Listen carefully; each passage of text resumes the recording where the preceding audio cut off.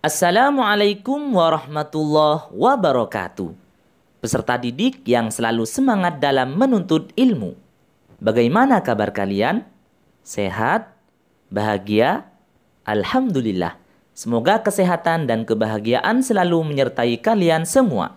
Amin ya rabbal alamin. Hari ini kita akan belajar tentang meraih kesuksesan dengan kompetisi dalam kebaikan dan etos kerja. Siapakah di antara kalian yang ingin sukses? Tentu semua orang ingin sukses, termasuk kalian.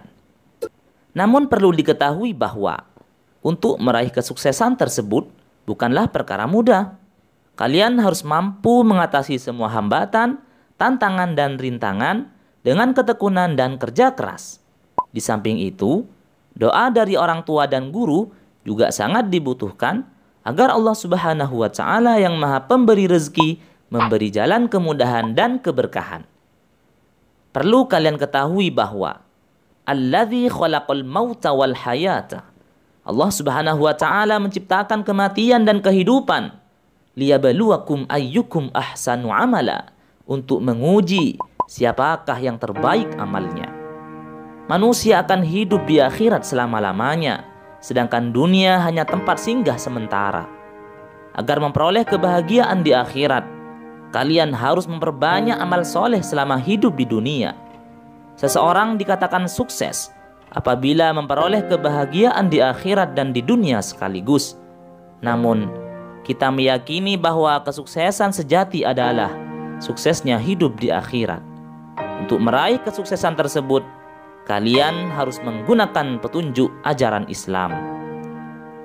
Kesuksesan hidup di akhirat dan di dunia akan diperoleh dengan selalu beramal soleh dalam kehidupan sehari-hari. Bangsa Indonesia harus sejajar atau bahkan lebih tinggi dibanding bangsa-bangsa lain di dunia. Apa yang akan terjadi jika bangsa Indonesia tidak siap bersaing dengan bangsa lain? Tentunya akan jauh tertinggal dan dianggap sebagai bangsa pemalas. Oleh karena itu, mulailah dari diri sendiri. Kemudian ajaklah teman-teman kalian untuk selalu meningkatkan kuantitas dan kualitas ilmu pengetahuan dan teknologi.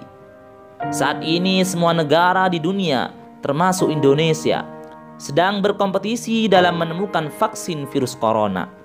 Masing-masing negara mengerahkan semua sumber daya yang dimiliki untuk mengatasi virus corona.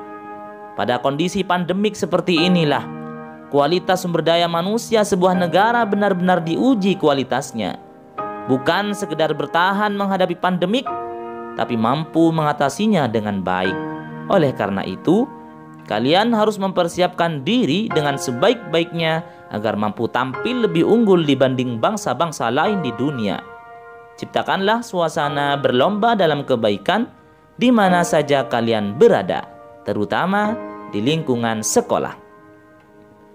Allah Subhanahu wa Ta'ala telah memerintahkan hambanya untuk berkompetisi dalam kebaikan dan etos kerja, sebagaimana tercantum dalam Quran Surat Al-Ma'idah ayat 48 dan Quran Surat At-Taubah ayat 105 dan hadis terkait, sebagaimana yang sudah kita bahas di pertemuan sebelumnya. Mari kita pelajari dan simak baik-baik agar dapat memahami pesan-pesan mulia yang terkandung di dalamnya untuk diamalkan dalam kehidupan sehari-hari. Yang pertama, menerapkan perilaku kompetisi dalam kebaikan untuk meraih kesuksesan. Kalian pasti ingin mengamalkan pesan mulia yang terkandung dalam Quran Surat Al-Ma'idah ayat 48. Agar dapat berkompetisi dalam kebaikan, maka lakukanlah M6 berikut ini, yaitu 1. Mengawali dengan basmalah. 2. Melakukan dengan penuh semangat. 3. Menjaga konsistensi. 4. Mempelajari ilmu yang terkait. 5. Membiasakan bekerja sama. 6. Mengamati, meniru dan memodifikasi. Untuk memahami M6 di atas, perhatikan penjelasannya berikut ini. 1. Mengawali suatu amal kebaikan dengan membaca basmalah dan berdoa kepada Allah Subhanahu wa Ta'ala agar diberikan kemudahan, kelancaran, dan keberkahan. Doa merupakan kekuatan spiritual yang akan mendorong kalian untuk berusaha maksimal hingga amal tersebut paripurna. Di samping itu, ada nilai pahala atas amal yang dilakukan dengan ikhlas. Yang kedua, melakukan semua amal kebaikan dengan penuh optimis dan semangat. Sikap optimis dan semangat ini akan membuat seseorang menjadi yakin mampu mengerjakan amal kebaikan dengan tuntas. Lebih dari itu, tumbuh rasa senang dan bahagia karena telah berhasil menyelesaikan sebuah amal kebaikan. 3. Menjaga konsistensi atau istiqomah amal kebaikan yang sudah kalian lakukan. Kualitas dari amal kebaikan akan semakin meningkat apabila kalian lakukan dengan konsisten. Tiap hari akan ada pengalaman baru untuk perbaikan kualitas amal pada hari berikutnya dan masa datang. Khairul a'mal, amal yang paling baik adalah adwamuha, amal yang selalu dilakukan atau konsisten. Wa in qalla, walaupun amal itu sedikit. Yang keempat, mempelajari ilmu yang terkait dengan peningkatan kualitas amal kebaikan. Antara ilmu dan amal merupakan satu kesatuan. Al-ilmu bila amalin, ilmu tanpa amal, kasyajari bila thamarin, ibarat pohon tak berbuah.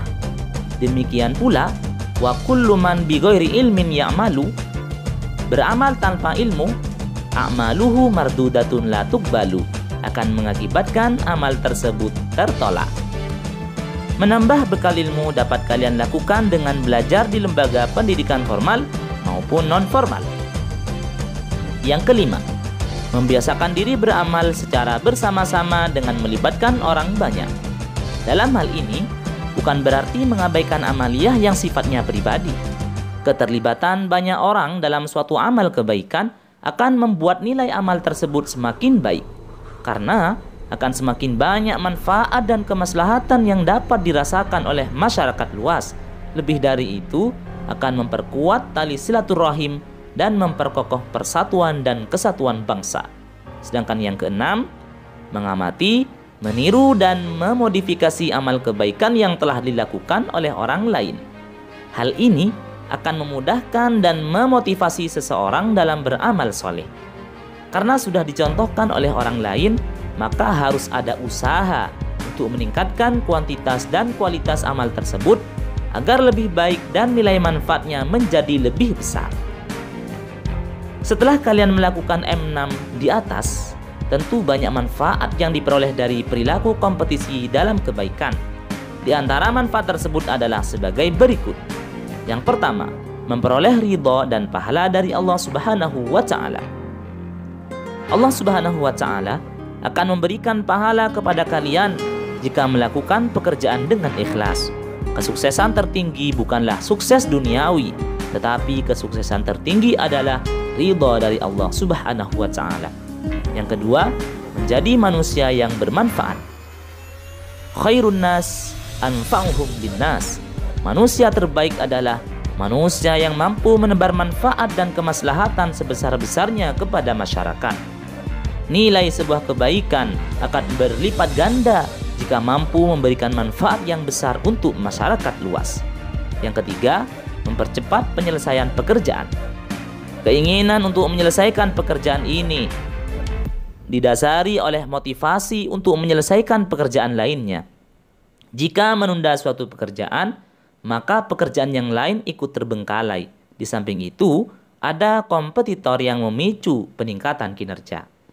Yang keempat, termotivasi untuk menjadi lebih baik. Saat kalian berkompetisi dengan pihak lain, akan tumbuh keinginan untuk menjadi yang paling unggul. Tentunya hal ini membutuhkan persiapan yang matang. Meskipun hasil akhirnya belum tentu sebagai pemenang, tetapi sudah berhasil menunjukkan kemampuan terbaik yang dimiliki, merupakan prestasi tersendiri yang patut diapresiasi. Yang kelima, menjadi pribadi yang disiplin dan bertanggung jawab. Keinginan untuk menjadi yang terbaik harus diikuti dengan sikap disiplin dan tanggung jawab. Keduanya merupakan modal utama meraih kesuksesan dalam sebuah kompetisi. Yang keenam, mempererat hubungan antar sesama. Pesaing bukan musuh yang harus dikalahkan, tetapi merupakan rekan kerja dalam berkompetisi secara sehat. Pekerjaan yang dilakukan secara bersama-sama akan mempererat tali persaudaraan di antara sesama. Peran serta dan keterlibatan masing-masing individu dalam satu kelompok akan semakin memperkuat jalinan hubungan kekeluargaan. Kemudian yang kedua, menerapkan perilaku etos kerja untuk meraih kesuksesan. Praktik kerja keras sudah dicontohkan oleh Rasulullah SAW sejak beliau masih kanak-kanak. Tercatat dalam sejarah bahwa pada usia 12 tahun sudah berniaga hingga ke negeri Syam bersama Abu Talib.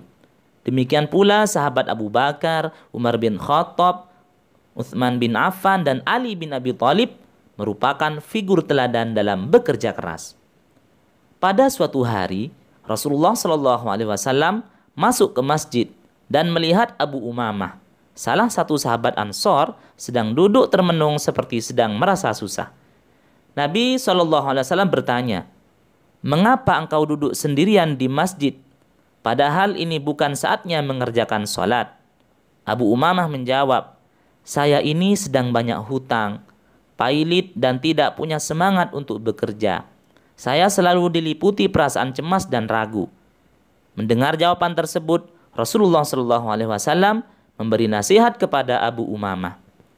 "Jauhilah perasaan ragu dan putus asa, malas dan lemah kemampuan, pengecut dan kikir, gemar berhutang, dan hubungan kurang baik dengan sesama manusia."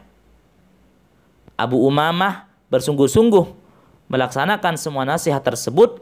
Akhirnya kehidupan Abu Umamah menjadi lebih baik dan bahagia. Kisah di atas merupakan kisah seorang sahabat yang memiliki etos kerja tinggi. Tentunya sifat mulia ini perlu kita terapkan dalam kehidupan sehari-hari. Bagi seorang muslim, etos kerja bukan hanya bertujuan memenuhi kebutuhan hidup duniawi, tetapi tujuan mulia yakni beribadah kepada Allah Subhanahu wa Ta'ala. Maka secara rinci, tujuan bekerja dalam Islam adalah sebagai berikut. Yang pertama adalah meraih ridha Allah Subhanahu wa Ta'ala. Bekerja dalam Islam bukan hanya untuk memenuhi kebutuhan jasmani, tetapi untuk menghambakan diri kepada Allah Subhanahu wa Ta'ala dan meraih ridha darinya. Semua aktivitas seorang muslim di dunia ini seyogyanya diarahkan untuk meraih ridha Allah Subhanahu wa Ta'ala. Kemudian yang kedua, menolak kemungkaran. Kemungkaran dapat terjadi pada seseorang yang menganggur, sebab ada bisikan hawa nafsu dan syahwat yang dapat menjerumuskannya ke dalam kemungkaran. Seseorang yang mengisi waktunya untuk bekerja berarti telah berhasil menghalau sifat malas dan menghindari dampak negatif pengangguran. Yang ketiga, kepentingan amal sosial. Islam mengajarkan umatnya untuk beramal sosial atau bersedekah sesuai kemampuan yang dimiliki. Bagi seorang muslim yang bekerja, tenaga dan hasil pekerjaannya dapat digunakan untuk bersedekah. Dan yang keempat, memberi nafkah keluarga. Seorang suami sebagai kepala keluarga berkewajiban memberikan nafkah lahir dan batin. Untuk memberikan kehidupan yang layak kepada anak dan istrinya, maka seorang suami harus rajin bekerja keras. Etos kerja seorang muslim harus meningkat dari waktu ke waktu. Berikut ini merupakan cara untuk meningkatkan etos kerja, yaitu 1. Membuat skala prioritas dari semua pekerjaan yang mendesak untuk segera diselesaikan.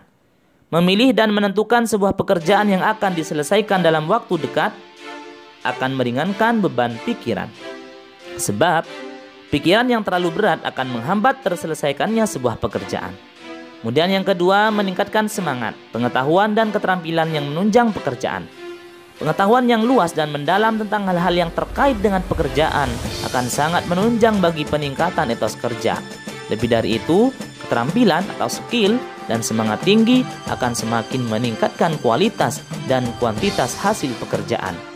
Yang ketiga, saling memberi motivasi kepada rekan kerja agar terjaga komitmen untuk maju dan sukses bersama-sama. Banyak faktor yang mempengaruhi turunnya motivasi untuk meraih sukses. Di antaranya adalah munculnya rasa malas yang tidak diketahui dari mana asalnya. Hal ini dapat diatasi dengan saling memberi motivasi di antara teman. Dengan demikian, semua teman akan memiliki semangat untuk maju dan sukses secara bersama-sama dalam meraih cita-cita. Yang keempat, menciptakan suasana kerja yang nyaman dengan saling menjaga perasaan rekan kerja. Suasana nyaman akan tercipta jika masing-masing individu tidak mudah menyalahkan orang lain. Sebaliknya, lebih banyak mawas diri. Membiasakan diri untuk menyapa sambil melempar senyuman kepada teman akan membuat hati senang dan bahagia. Dengan demikian, suasana belajar di dalam kelas akan terasa menyenangkan. Dan yang kelima, melibatkan teknologi canggih dalam proses pekerjaan. Pada era revolusi industri 4.0 saat ini, teknologi berperan sangat penting untuk menunjang keberhasilan sebuah pekerjaan, terutama teknologi informasi dan komunikasi. Terlebih lagi saat ini, semua negara berlomba-lomba dalam menemukan dan mengembangkan vaksin COVID-19. Kemampuan sumber daya manusia sebuah negara dan didukung oleh teknologi canggih akan sangat berperan dalam kompetisi untuk menemukan vaksin COVID-19. Banyak manfaat yang diperoleh dari perilaku kerja keras atau etos kerja. Manfaat tersebut dapat dirasakan oleh dirinya sendiri maupun orang lain. Di antara manfaat etos kerja adalah sebagai berikut. Yang pertama, terbiasa menghargai hasil yang sudah diraih. Pekerjaan yang telah menghasilkan sebuah produk, bagaimanapun bentuk dan kualitasnya, harus tetap dihargai. Karena menghargai karya orang lain akan mampu memotivasi agar bisa menghasilkan karya lebih baik lagi. Yang kedua, menjaga martabat diri sendiri. Martabat diri akan terjaga jika seseorang bekerja keras untuk memenuhi kebutuhan. Pasti banyak orang meremehkan apabila hanya bermalas-malasan dan berbangku tangan. Bahkan, ia dianggap sebagai orang yang tidak berguna bagi keluarganya. Yang ketiga, wujud pengabdian kepada Allah Subhanahu wa Ta'ala. Kerja keras yang dilakukan oleh seseorang dengan niat ikhlas karena Allah Subhanahu wa Ta'ala dan untuk memenuhi kebutuhan hidup merupakan wujud ibadah kepadanya. Yang keempat, melatih sifat tabah, sabar, dan tawakal.